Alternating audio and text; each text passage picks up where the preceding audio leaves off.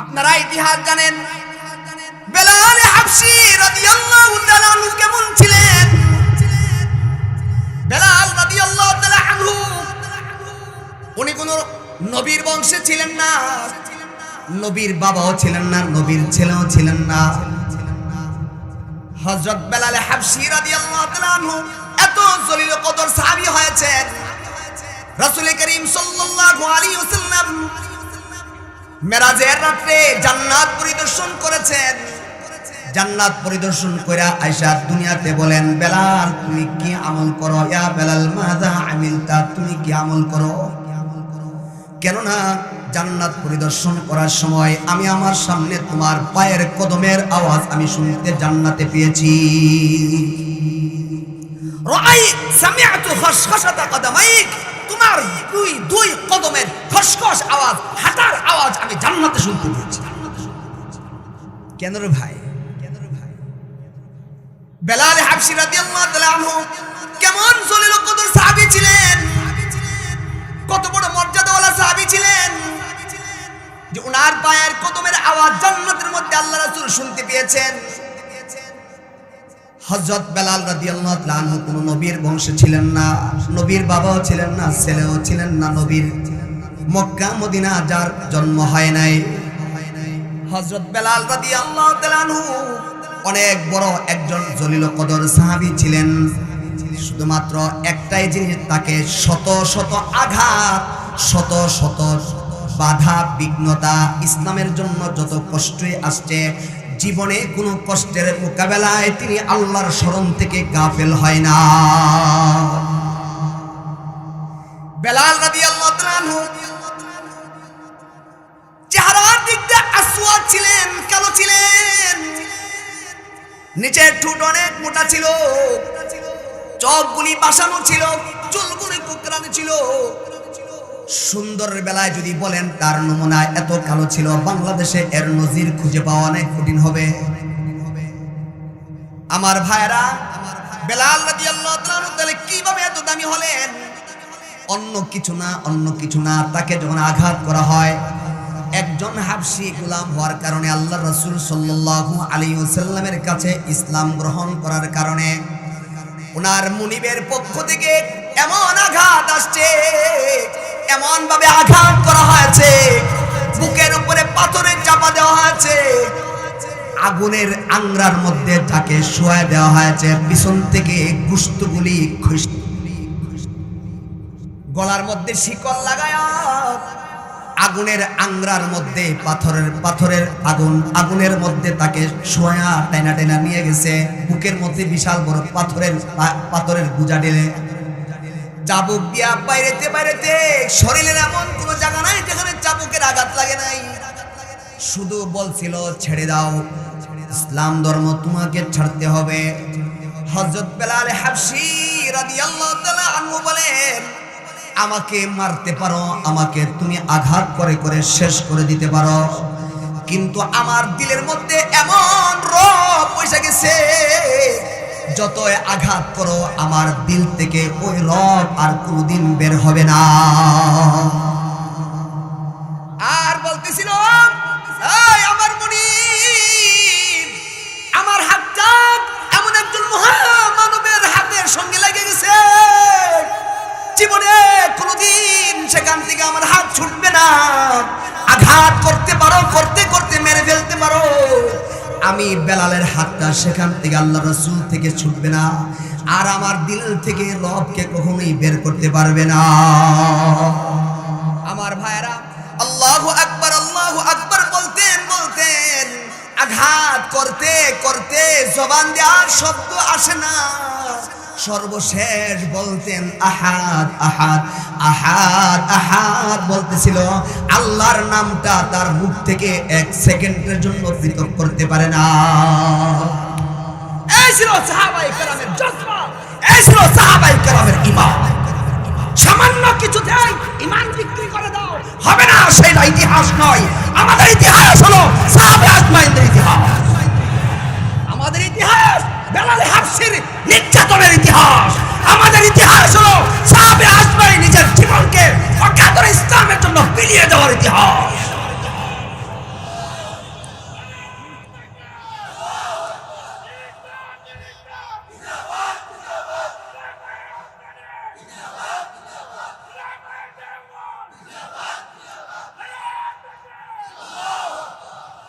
আমার ভাইরা, আমাদের ইতিহাস মনে রাখতে হবে।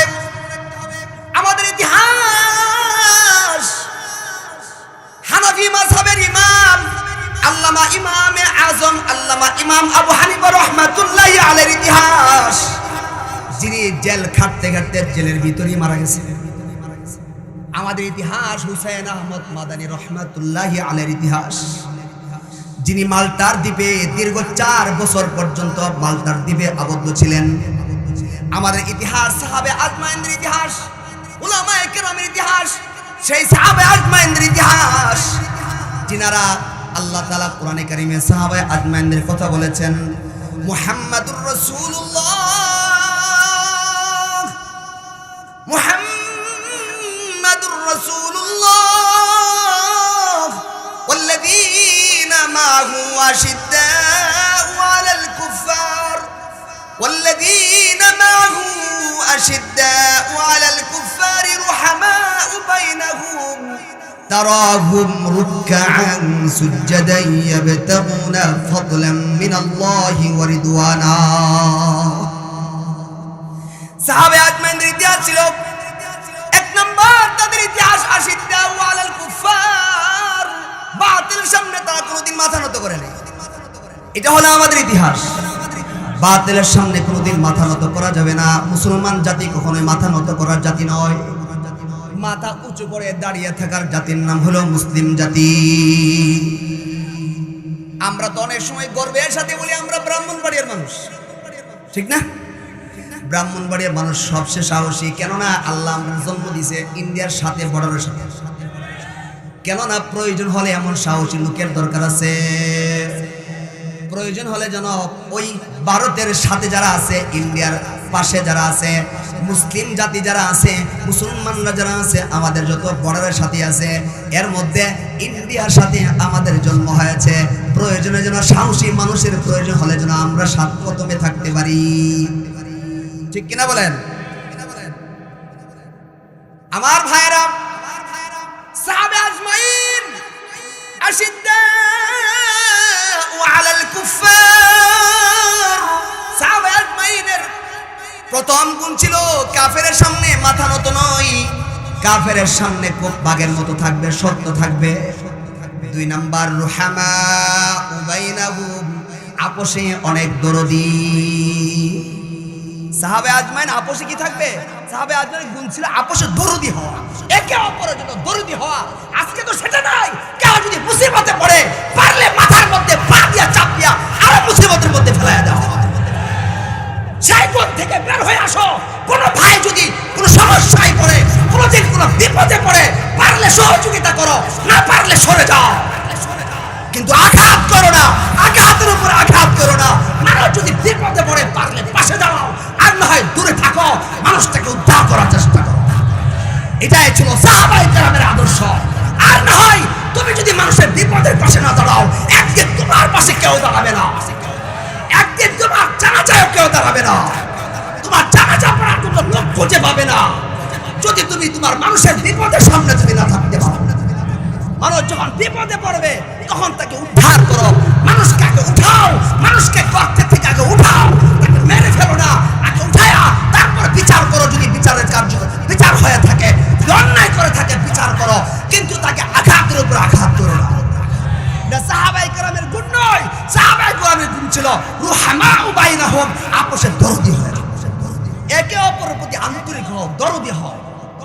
মুসলমান ভাই তোমার সারা পৃথিবীর যে কোনো প্রান্তে বিপদে পড়বে, তুমি সেখান থেকে তাকে উদ্ধার করার চেষ্টা করবে, এটা তোমার ভাই। এটাই তো সাহাবায়ে কেরামের। সাহাবায়ে কেরামের গুণ ছিল মুহাম্মাদুর রাসূলুল্লাহ ওয়াল্লাযীনা মা'হু আশিদ্দাউ আলাল কুফফার রুহামাউ বাইনাহুম তারাহুম রুকআন সুজদান ইয়াবতাগুনা ফাদলান মিনাল্লাহি ওয়া রিদওয়ানা। 3 নাম্বার গুণ ছিল সাহাবায়ে আজমাইনদের। 1 নাম্বার আশিদ্দাউ আলাল কুফফার, কাফেরের সামনে তারা ছিল খুব বাঘ। 2 নাম্বার রুহামাউ বাইনাহুম, আপোষে খুব দরদি, একজনের জন্য খুব আন্তরিক, বিপদে পড়ছে তার পাশে দাঁড়ানো। সাহাবায়ে কেরামের গুণ। তিন নাম্বার তারাহুম রুকআন সুজদান ইয়াবতাগুনা ফাদলাম মিনাল্লাহি ওয়া রিদওয়ানা। হাবিব, আপনি যদি সাহাবায়ে কেরামকে দেখেন, তারা যখন আলাদা হয়ে যায়, একা একা হয়, নামাজে দাঁড়ায় যায়। নামাজ দাঁড়ায় দাঁড়ায় আল্লাহর কাছে কান্দে, ইয়াবতাগুনা ফাদলাম মিনাল্লাহি ওয়া রিদওয়ানা। আল্লাহর সন্তুষ্টি চায়, আল্লাহর কাছে রিজিক চায়। দুনিয়ার মানুষের ধারে ধারে যায় না, রবের কাছে বলে, রব তুমি আমার দিয়ে দাও, আমার দিয়ে দাও, আমার দিয়ে দাও। আজকে তো আমরা রবের কাছে চাইতে জানি না রে ভাই। রবের কাছে চাইলে পায় না এমন কিছু না। রবের কাছে চাইলে সব তুমি পাইবা, সব আমরা রব দিব। এজন্য আমার ভাইরা, সাহাবে আজমাইন ছিলেন রিজাল, তারা ছিলেন রিজাল। যেই রিজালের ব্যাপারে জিম্মাদার পুরা কে? আল্লাহ। রিজালের জিম্মাদার আল্লাহই তো বলছে, আল্লাহু ইয়ারযুকু মান ইয়াশাউ বিগাইরি হিসাব। তোরে বিগাইরি হিসাব আমি দিয়ে দেব, হিসাব ছাড়া দিয়ে দেব। কিসের হিসাব? তুমি যখন আমার হয়ে গেলা, আমি তোমাকে বেলা হিসাব, হিসাব ছাড়াই তোমাকে দিব। হিসাব ছাড়া পাওয়ার জন্য রিজাল বনতে হবে। বনবো তো ইনশাআল্লাহ। রিজাল, রিজালুল্লাহ তুলহিহিম তিজারাতু ওয়ালা বাইউন আন যিকরিল্লাহ। এমন কিছু পুরুষ, এমন কিছু মানুষ আছে সমাজে, যাদেরকে কেনা বেচা, যাদেরকে ব্যবসায় তাদেরকে আটকায় রাখতে পারে না আল্লাহর স্মরণ থেকে। আল্লাহর স্মরণ থেকে তাদেরকে আটকে রাখতে পারে না। যেমন বেলাল রাদিয়াল্লাহু তাআলা আনহু আটকে রাখতে পারে নাই, শত আঘাত করেছে বেলাল রাদিয়াল্লাহু তাআলা আনহু। সে আঘাতের সামনেও আল্লাহকে স্মরণ করেছে। আল্লাহই বলেছে। রাসূল কারীম সাল্লাল্লাহু আলাইহি সাল্লাম জীবনের শেষ মুহূর্তে বলে গেছেন, বেলালের কবর তো মদিনায় হবে না। বেলালের কবর যেন কোথায় হয়? ভিন্ন জায়গায় হবে, মদিনায় হবে না। কিন্তু বেলাল রাদিয়াল্লাহু তাআলা আনহু হাসরের ময়দানে, আমি নবীর দুই কদমের মাঝখান দিয়ে হাসরের ময়দানে উঠবে। সুবহানাল্লাহ। বেলালের কবর মদিনায় হবে না, এর মানে অন্য জায়গায় হবে। অন্য যে কোনো জায়গায় হোক, কিন্তু হাসরের ময়দানে বেলাল আমি নবীর দুই কদমের মাঝখান দিয়ে হাসরের ময়দানে। কত বড় কথা! বেলাল এই অর্জনটা কিভাবে করছে? সে রিজাল বলছে, যে কোনো মুহূর্তে আল্লাহর স্মরণকে ঠিক রেখেছে।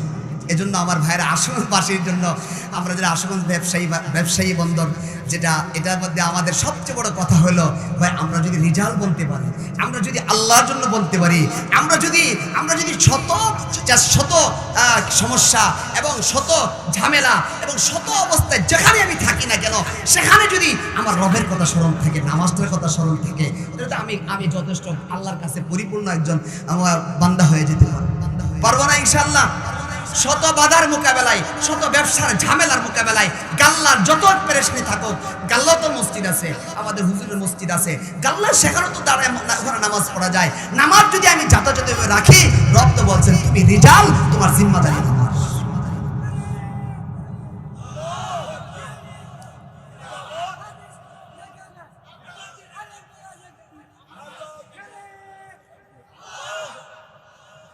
তো আমার ভাইয়েরা, আমি আর কথা লম্বা করছি না, সময় আমাকে যত দেওয়া হয়েছে পার হয়ে গেছে। ইনশাআল্লাহ, আল্লাহ যদি কখনো আবার আমাকে আপনাদের সামনে নিয়ে আসেন, কথা বলবো। আমার আসলে প্রথমেই বলছি যে এখানে আমার আবেগ জড়িত, ভালোবাসা জড়িত। আমার পাশে বসা আছেন আমার আশুগঞ্জ বাজার মাদ্রাসার আমার সুখে দুঃখের সাথী, জামি ইউনুসিয়ার মুহাদ্দিস, জামি ইউনুসিয়ার শিক্ষক হযরত মাওলানা মুফতি সিরাজুল ইসলাম কাসিমি দামাত বারাকাতুহুম। এবং আমার বাম পাশে বসা আছেন আশুগঞ্জ বাজার মাদ্রাসার সানি ইমাম মসজিদের এবং মাদ্রাসার নাজিমে তালিমাত, যাকে নিয়ে আমার 8 বছর চলা, তিনি পাশে বসা আছেন। এবং আমার বাম পাশে আরও বসা আছেন আমাদের ভাই, যিনি অত্যন্ত মহাব্বত করেন, ভালোবাসেন, মাঝে মাঝে ফোন টোন দিয়ে খোঁজখবর রাখেন, আলহাজ শাহজাহান সিরাজি, উনি আমার পাশে বসা আছেন। এবং আরও যত উলামায়ে কেরাম আছেন, সকলেই মহাব্বত করেন। আসলে আপনাদের ভালোবাসার প্রতিদিন, আমি তো ছোটো মানুষ, দেওয়া আমার পক্ষে সম্ভব না। বাকি আমি অতটুকু বলি, আল্লাহর জন্য আপনাদের সবাইকে আমি ভালোবাসি। আমার আশুগঞ্জের সাথে সম্পৃক্তটা এমন হয়েছিল, এখনও আছে। আমি আলহাজ হাফিজুল ইসলাম দুলাল ভাইকে জিজ্ঞাসা করবেন, আমি আজকে একটা গোপন কথা বলে যাই। এখানে যখন নতুন বিল্ডিংয়ের যে কাটা হয়েছিল, যে পাইলিন করা হয়েছিল, পাইলিন শেষে আমি দুলাল ভাইকে বলছিলাম, দুলাল ভাই বিল্ডিংয়ের কাজটা শেষ করতে পারি না পারি জানি না, আমি যদি মারা যাই, এই বিল্ডিংয়ের পাশে একটা জায়গা দেখাইছিলাম, এই জায়গাটায় আমার কবর দিয়ে দিই। আমি বলছি জিজ্ঞাসা দেখেন দুলাল ভাইকে আলাদাভাবে বলছিলাম, যদি আমি এই বিল্ডিংটা শেষ করতে পারি আর না পারি, আমি যদি মারা যাই, আমার মারা গেলে আমার কবরটা এখানে দিয়ে জায়গা দেখাই দিয়েছিলাম, এই জায়গাটা আমি রাখছি, এই জায়গাটা আমার কবর দিয়ে। দুলাল ভাই জানে এই বিষয়টা, আমি তার কাছে বলেছিলাম। মানে এটা মুহাব্বতের কথা বলতেছি, যে এত ভালোবাসতাম যে মারা গেলেও যেন কবরটা এখানেই হয়, আমার গ্রামের জন্য না যায়। এই ভালোবাসাটা এখনো আছে আলহামদুলিল্লাহ। আপনাদের ভালোবাসার প্রতিদান দেওয়া আমার পক্ষে কোনোভাবেই সম্ভব না। আমি আপনাদের ভালোবাসা নিয়েই বেঁচে আছি। আশুগঞ্জ বন্দরে কিছু কিছু যুবক শ্রেণী, স্কুল কলেজের ভার্সিটির ছাত্ররা এবং ক্লাস 5, 6, 7-এ পড়ে, তারাও যে মহাব্বত করে ভালোবাসে, এই ভালোবাসার কদর আমার পক্ষে দেওয়া সম্ভব না। এই খেদমতে ইনসান যুব সংগঠনের উসিলা করে আপনাদের সামনে বসতে পারা, তাদেরকে আবারও ধন্যবাদ জানাই। এবং রেজাউল করিম আবেদ বড় মিয়া সালাম জানাইছে আপনাদেরকে, এবং আরও অনেক সদস্যরা বিদেশে থাকে। আল্লাহ তাআলা এই খেদমতে ইনসান সংগঠনের সকল সদস্যরা যারা বিদেশে থাকে, সহি সালামতে তারা বিদেশ করার তৌফিক দেন সকলে বলে আমিন। এবং যে সমস্ত সদস্যরা এখানে আছেন, বিভিন্ন কাজে মগ্ন আছেন, আল্লাহ তাআলা প্রত্যেকটা সদস্যকে সাহাবায়ে আজমাইনের গুণের উপরে থাকার তৌফিক দেন সকলে বলে আমিন। এই খেদমতে ইনসান এটা সংগঠন আলহামদুলিল্লাহ শুরুতে আমাদের চেষ্টা, ফিকির, ভালোবাসা প্রত্যেকটা সদস্যের সাথে ছিল, এখনো আছে ইনশাআল্লাহ। মরণ পর্যন্ত আমার যত সহযোগিতা লাগে খেদমতে ইনসানের পাশে আমি আছি। আল্লাহ তাদেরকে কবুল করেন, আল্লাহ তাআলা তাদেরকে সাহাবায়ে আজমাইনের গুণে গুণান্বিত করে বাকি জীবন কাটাইবার তৌফিক দেন সকলে বলে আমিন। আমি দূরে থাকলেও জিসমান দূরে থাকি, রুহান আপনাদের সাথে আছি। আল্লাহ সবাইকে কবুল করেন, পরকালে ইনশাআল্লাহ জান্নাতে দেখা হবে। আল্লাহ পাক রব্বুল আলামিন আমাদেরকে জান্নাতে একত্রিত করে দেন। وآخر دعوانا أن الحمد لله رب العالمين. السلام عليكم ورحمة الله وبركاته. মাশাআল্লাহ, মাজলুম আলেমে দ্বীন, তিনি আমাদের সামনে সুন্দর গোছালো কথা বলেছেন। তিনি জুলুমের শিকার হয়েছিলেন। আমরা পরিষ্কারভাবে বলতে চাই, অতীতে